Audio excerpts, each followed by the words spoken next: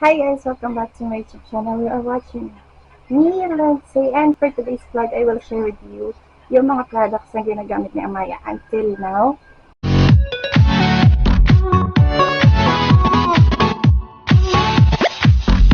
Siya pa rin ang products na ginagamit niya. So ever since, pinanganak siya, ito yung mga ginagamit niya. Okay, so the first one is yung diaper niya. Actually, EQ talaga siya. EQ ba yun? Meron kasing pang newborn talaga na parang sukat na sukat siya sa newborn. So, nung time na yun yung ginagamit namin. Pero, parang nagra-rashes talaga siya. So, nag-EQ kami. Tapos yun, nahiyang na siya. And then, until now, hiyang pa rin siya sa EQ. I tried Korean diapers kaso, parang masyado pa rin maliit or hindi ako makahanap ng right size talaga sa kanya. So, ito is XXL na I think. Basta alam ko lang kasi yung kulay niya, pero parang XXL na siya. Tapos, medyo malaki ito sa kanya. Kaya lang yung XL kasi guys, masyado namang maliit sa kanya. So, ito na lang yung binibili namin. Tapos, never siyang nag-rashes dito. Not until now, na, nagra-rashes lang kasi talaga siya kapag lagi siyang nagpupuk. Tapos, kapag mainit, kasi pinapawisan yung puwet niya, ganyan. So, yun. Pero yung sa diaper na to, hindi talaga ito yung cause ng rashes niya. Meron lang talagang mga time na gano'n. Uy! Hindi ako maririnig ng mga nanonood. Baby shark, tut. Kiss mama madami. Kiss mama madami. Kiss mama. Pawis ang baby ko. Tumapat ka sa electric pan anak. Nood ka muna daw. Patapos ka mama. Okay, so yun nga. Kaya EQ talaga siya. Kahit na medyo pricey, no choice kami. So, kundi EQ ang gamitin kasi ito talaga yung hiyak sa kanya. So ngayon, ito pa rin yung ginagamit niya ever since newborn. So next is yung wipes. Ito yung Rich Baby wipes. Ito talaga never kami nagpalit. Never ako naging confident na gumamit ng ibang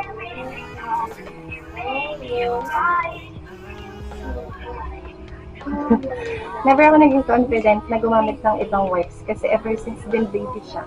Ito na yung ginagamit niya, tapos never din siya nagra-rashes. Tapos, actually, ito, nabibili lang talaga siya sa Pure Gold. Kaya, talagang sa Pure Gold kami nag-grocery. Tapos, natatawa kasi naalala ko nung baby siya, ganito lang siya kalaki. Ito yung pinangarang namin dun sa kama, para hindi siya malaglag. Ito yun. Tapos, diba, ang laki-laki niya na ngayon. So, yan siya. Tapos, meron siyang 100 pieces na wipes. Yan. Si LCD yung namili nito eh. Kasi parang palagay dito na ang ano niya lang is parang water lang. Wala siya masyadong chemicals na gamit. Tapos, so, wala siyang amoy eh. Hindi siya yung mabango. Ibig sabihin, parang wala talaga siyang chemical. And, yun nga, hindi ginagawa siya si Amaya. So, ito talaga yung binibili ko. Ever since then, pinanganak siya. Legit user ako nito. So, baka naman pure gold may coffee. So, next is, of course, yung pinaka-important is of lotion. Ito, actually, parang lito lang ako kami namili. Parang siguro 1-year-old na siya nang gumamit ako nito. Nung newborn siya, hindi. Kasi madalas naman siya, mahabang damit niya. Tapos, nagkukulambo naman talaga kami. Kaya lang, syempre, overthinker mom. Kailangan mo para maging ready. Maging ready lagi. Kaya meron talaga akong off lotion lagi for her. Tapos off for kids yan. Lagi yan, pagising sa umaga, nilalagyan ko siya. Pagkaligo, pagising sa hapon, tapos paggabi bago matulog. Kasi nakatakot magkaroon ng dengue ngayon, lalo na bata. Diba? Tapos sa dengue, kasi nagka-dengue na rin ako dati. So medyo takot din ako sa kanya. Tapos, naririnig niya. Okay guys, so yun nga, yung off-lotion is very important for me para confident ka din, especially sa baby mo na hindi siya talaga lalapitan ng lamok. Parang pinukuhan ako ng liwanag. Okay, so next is itong pulbo. Actually, yung pulbo guys, hindi ko siya masyadong pinupulbuhan. Pwera ngayon kasi sobrang init talaga ngayon. Nagpapawis yung sakit niya, nagpapawis yung likod niya. So, kailangan ng pulbo. Kailangan natin ng pulbo para medyo komportable sila. Pero kasi parang nabasa ko rin na medyo nakakakos siya ng sipon and ubo. So, kapag medyo malamig-lamig na, hindi ko na siya lalagyan. Pero yun nga, tender care yung binibili ko. Kasi bukod sa mura na siya, is mabango talaga siya. Pang baby talaga siya. Kita nyo naman, di ba? Pang baby talaga. So, next is, ito, yung cream. Ewan ko if it works. Pero meron kasi akong binili sa generic na nakapak lang. Tapos sobrang nag-work talaga sa rashes niya. Tapos, ito rin yung pangalan nun, Clotrimazole. Sorry po sa mga pharmacist kung mali yung banggit ko. Pero ito rin siya.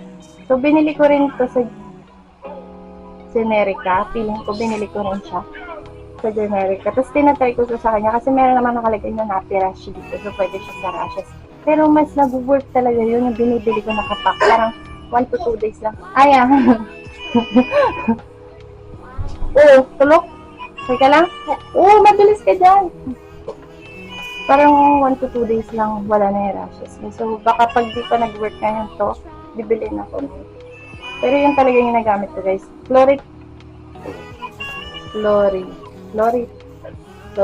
Clotrimazole din yan. Pero nakapack siya. Kasi generic ako siya nabibili.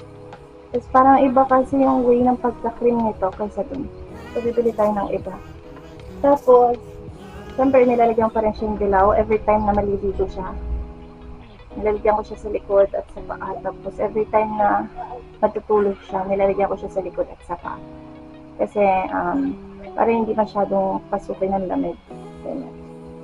Tapos, of course, yung alcampurado yung tawag sa dilaw. Ito naman yung mansanilla, yung kulay green. Ito yung nilalagay ko sa tiyan niya para hindi siya magkaroon ng kabag. Actually guys, yung newborn pa siya, hindi kami naniniwala sa ganito. Or hindi pa yata na-advise ni mami na gumamit kami nito. Nangyari pa na parang nagkabag siya, tapos dinala pa namin siya sa pediya nun. Tapos may pinainom lang na gamot. Actually, effective din naman yung gamot, pero bad kasi na lagi tayo nagpapainom ng gamot. Tapos medyo sinusure natin na parang more or less, mas okay na hindi tayo nagpapainom ng gamot, diba? Unless may lagnat, ginagawa ko talaga yun.